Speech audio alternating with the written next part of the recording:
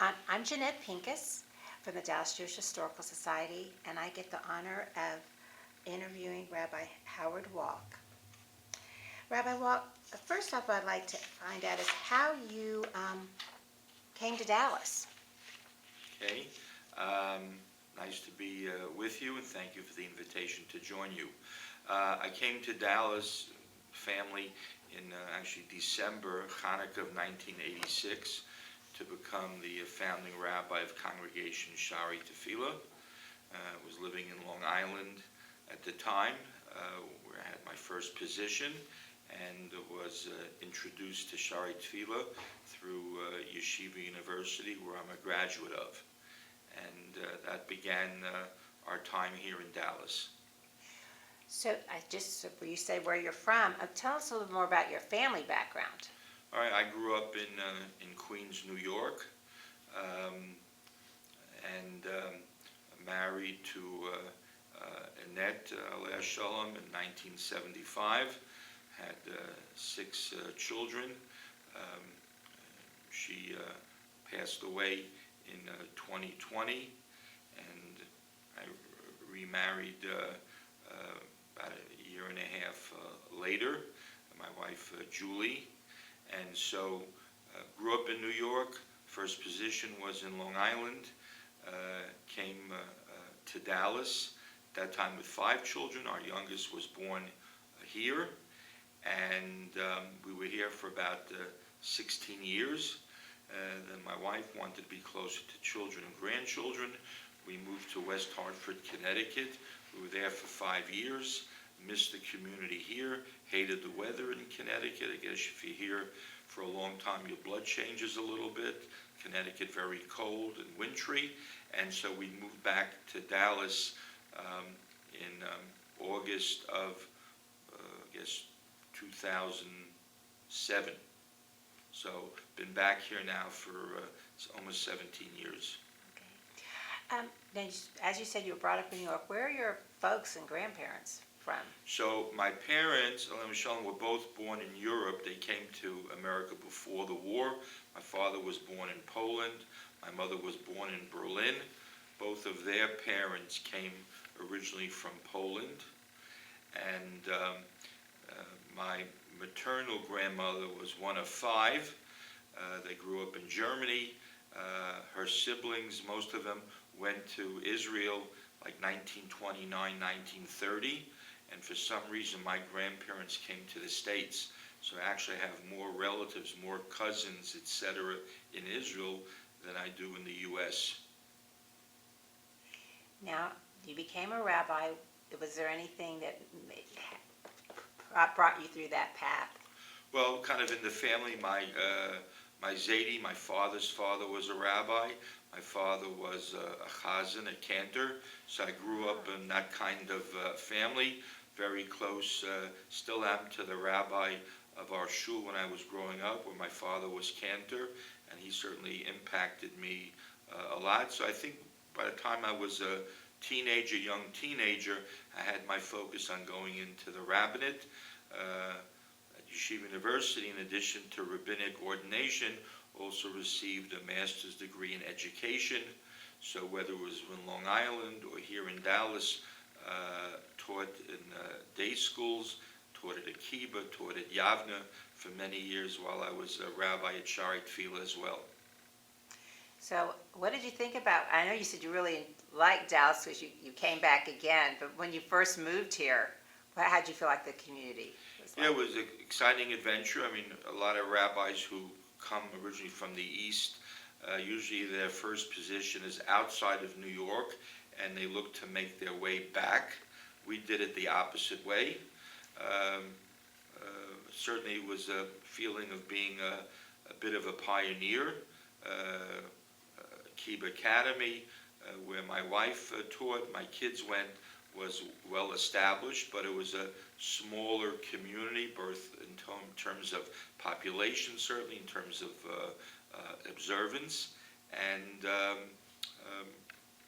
we, made good friends and saw the community grow and develop.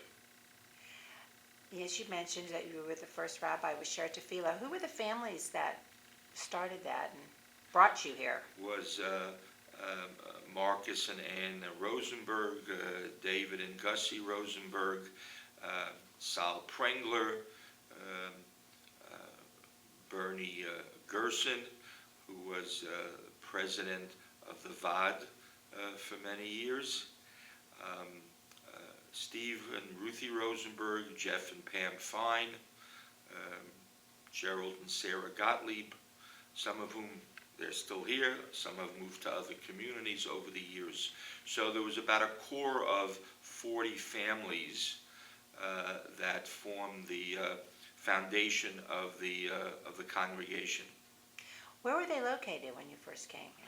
So when I came, Akiba Academy was on Churchill Way off of Preston, and they had Shabbat and holiday services in either the Akiba Chapel or the Akiba Gymnasium. And then they started the building in around June, July of 1986.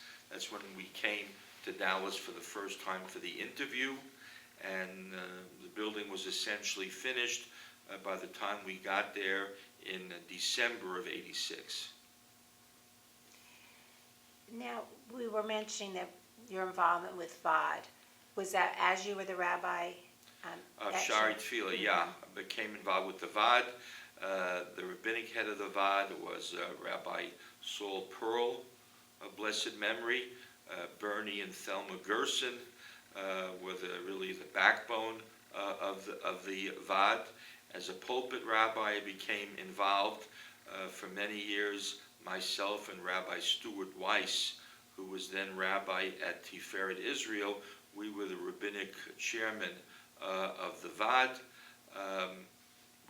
We had a kosher bakery, Preisler's Bakery, which was at Preston and LBJ. We had a kosher butcher, Reichman's, which was a little further north, I think Campbell and Coit area. And there were a couple of other supermarkets. At that time, Neiman Marcus had a kosher bakery. There was also kosher catering done at hotels for people making weddings and bat mitzvahs, etc. And over the years, the VAD grew as the community grew, as the need and request for kosher food grew. So when you first got involved with them, were you going out to make sure that the caterers and the hotels were doing it correctly, or did you have people that were going we out? didn't really do supervision. We would help out when things got busy. After a long illness, Rabbi Pearl unfortunately passed away. Then Rabbi David Shaw became the head of the VAD, and Rabbi Weiss and I would help out in the kitchens of hotels if he was busy with other things. If he had a bris to do, we would cover hours. We were available.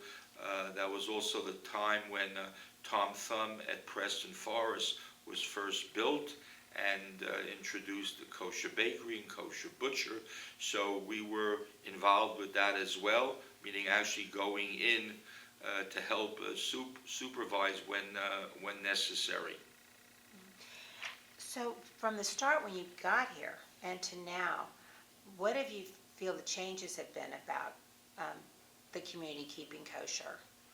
Well, with the growth of the community, the growth of the observant community, I think now we have, 6 or 7 kosher restaurants and, 2 Tom Thumb locations that have kosher bakery, besides all the other kosher products you can buy, different hotels that have dedicated kosher kitchens. So it's really grown, and it's become, I think, basically accepted by the organizations of the Jewish community that when you have a public function, a public dinner, it's to be kosher, so it can be inclusive to everyone. That took a good deal of educating the community. I was very much involved with that, and would make a point from the pulpit of urging people not to attend any Jewish functions, Jewish organizational functions that were not kosher, going back now several decades. But as a way of saying, if you want the community to sit together at the table, you have to make everyone feel comfortable and not feel like a second-class citizen. So that took time, but I think fortunately the lessons were accepted and learned, and now nobody, I think, blinks when an organization makes a public function. It's axiomatic that it's going to be kosher. So the challenges that you felt about the Dallas kosher and the VOD, what have you felt there has been, if there? I mean, the challenge is, I think one of the challenges, which is not so much the domain of the VOD, is making kosher food available at an available price for people. And that's certainly always an issue. But it's wonderful. I mean, Dallas gets a lot of visitors who come in for business reasons, conventions. So we see them either in restaurants or at services. And many people comment that how wonderful it is they can come to Dallas, and literally from breakfast to dinner, they can find different restaurants to eat at, including, people who come from different towns. I don't know, in New Jersey, a place like Teaneck, New Jersey, there's no shortage of places to eat. But other spots in New Jersey or even New York, kosher facilities are not as accessible as they are here. I think one of the other things that makes it really wonderful is that simply from a geographic standpoint, wherever you want to go, it's nearby. I mean, you don't have to schlep 45 minutes to get to a kosher place, to eat if you're staying in the Dallas area. So it sounds like it's gotten very successful over the years, and that it's really grown. Who currently is working with you on this? So we have, the heads of the VOD are Rabbi David Shaul, Rabbi Sholi Klein. They're the heads of it, and they have people, supervisors who work, with them, who are actually, on site. I think it's wonderful that over the years, through Jerry Finkelstein and Bill Finkelstein and other people who have been presidents of the VOD, they've also expanded the lay people who are involved. The lay people who are on the board or involved on committees, not necessarily from Orthodox synagogues, but rather represent the full breadth of the Jewish community here, and that's very important. That's wonderful. What have you been doing now? All right, so when we moved back to Dallas in August of 2007, so I was teaching half-day at Yavna and working for Jewish Family Service as community chaplain. For many years when I was at Shari Tefillah, the rabbis, the Rabbinic Association, felt a need for a community chaplain. We would get calls from, at that time, Debbie Weiner at Jewish Family Service, who was the head of the Older Adults Department. She got a call about someone in the hospital, needs a visit, not affiliated, or God forbid someone passed away, they need a rabbi to officiate.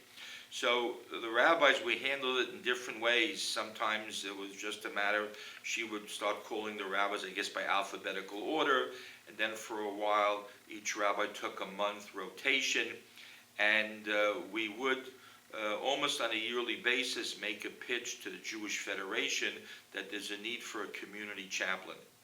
Other cities had already introduced it, and they were reticent on funding it, primarily because they weren't sure what the need was. They wanted us to quantify the need.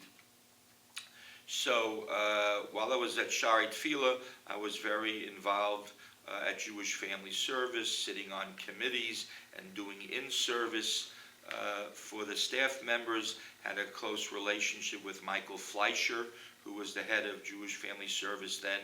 So at one point, this is now the beginning of 2007, spoke to Bill Finkelstein, and we met with Howard Schultz, blessed memory, and Nate Levine, and we decided to take a different approach, try to get a group of people together, community members, who were prepared to fund the chaplaincy project on a 2 or 3 year basis. And then it would be part of the regular JFS scheme of things. And we worked with Michael Fleischer. He was in favor of this. And so I came to Dallas. There was a parlor meeting in Bill and Jerry's home. And I specifically didn't want to approach Shari Tefillah members because I wanted to demonstrate that the chaplaincy is for the whole community and that there's a need that people in the community see for it. So thank God it was successful. That got the program rolling. We moved back to Dallas in August of 2007. So for a few years, it was a half day at Yavne and JFS a half day, and then it grew into a full-time position. Now it's almost 17 years later. So very pleased, and things have come up over the years that Michael and I never envisioned when we drew up the job description. We never thought of it coming up, but it's really thankfully filled a need in the community. So what I do now, each month I visit between 15 and 20 independent assisted living communities that have Jewish residents. I have a discussion group. Many of the places I have more Gentiles than Jews. I work with a number of local hospice groups. If they have a Jewish patient that's not affiliated, they'll call me to visit the patient, a resource for the family, etc. A lot of different things. So tell me, I know you want to make sure we mention your children. Yes. And by names, and so let's go with that. Okay, so all my children consider Dallas their home. When we moved to Dallas in 1986, so our oldest was in 5th grade. So that's, I have 6 children, 5 boys and a girl. Thank God, 19 grandchildren. Tell me the names of your children. Okay, so my oldest is Ellie. He's in advertising. He lives in Bergenfield, New Jersey. He and his wife Amy have 3 sons. Then my daughter Michal, who she's a speech therapist in New York City public school system. She and her husband is a rabbi, but has a degree in nursing, and he works as a nurse. They have 6 children. Then son Yonatan, who lives in New Jersey. Let me think of the town outside of Elizabeth. I can't remember the town right now. He and his wife Alani have 2 boys and a girl. My son Akiva, Rabbi Akiva, his jersey is hanging up in the Akiva Yavne Gymnasium. One of the 2 jerseys retired by Yavne basketball team. So he's in a Jewish high school in Boca Raton. His wife Rachel is a dentist. They have 4 girls. My son Gavi, who also went to Akiva, graduated Yavne, as did Akiva. He lives up the block from us with his wife Talia. They have twin girls, 11 years old, bat mitzvah in September, and his son Sammy. And then my son Shimmy, been married about 2 years. He and his wife Marissa live in Atlanta. Wonderful. Oh, that's so blessed. Wonderful. Okay. Don't ask me the birthdays of all the grandchildren. I have a list, magnetic list, in my office at home. That's what gives me the information. Well, I want to thank you so much for sharing your story, and it's just wonderful. Is there anything that comes to mind that you'd like to conclude with or share? No, again, thank you for the invitation, and not because it's me, but important to record the history of a community. And I grew up in New York, so to be honest with you, the first time we ever heard of Dallas was the JFK assassination. New Yorkers, at least in those years, we thought life ended at the George Washington Bridge, if you know the area at all. Just add, my wife Julie and I, we've been in Israel twice recently, unfortunately not for good reasons. Julie's grandson, Binyamin Meir, was killed in battle in Gaza in November, and we weren't able to get there for the funeral because of the travel, the time difference. We got there the day after the funeral, and we went for the end of Shloshim. We did a lot of volunteer work.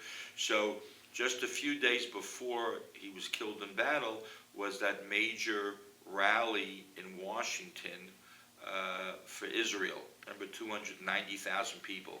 So my wife and I went. I'm proud to say we went. There were over 200 people from Dallas that flew back and forth the same day. So a member of the community made up sweatshirts for anyone who wanted to purchase. Beautiful sweatshirt that said, Dallas stands in support of Israel. So, of course, we took them to Israel with us, and one day volunteering, we went to a hospital in Beersheba that handles a lot of the trauma of soldiers who were injured. We visited the orthopedic ward, and we wore those sweatshirts. And then 2 days later, there's what's called Binyamin's Barbecue Brigade, group of volunteers that run barbecues for soldiers in memory of my wife's grandson Binyamin, and just as a way of showing appreciation to the soldiers. So we wore those sweatshirts again, just to show you how, it's a different generation. When I went to Israel in 1991, during the Gulf War, a group of us went from Dallas to show support. Tell people from Dallas, oh, Dallas, they would ask me, do you know JR?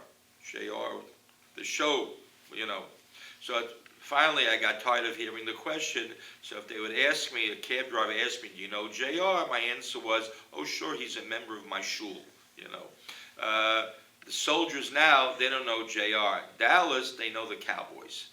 So there's a recognition there. Today is January 31st. There's a community mission from the Federation coming up next month. I urge people to go to that. Go on your own. There are organizations you can sign up to do volunteer work. Tremendous impact to make on the community. When my wife and I were there, visiting the hospital, the barbecue, visiting Shiva homes of people we did not know, bereaved families with lost soldiers, I felt I was doing Jewish family service style work in Dallas.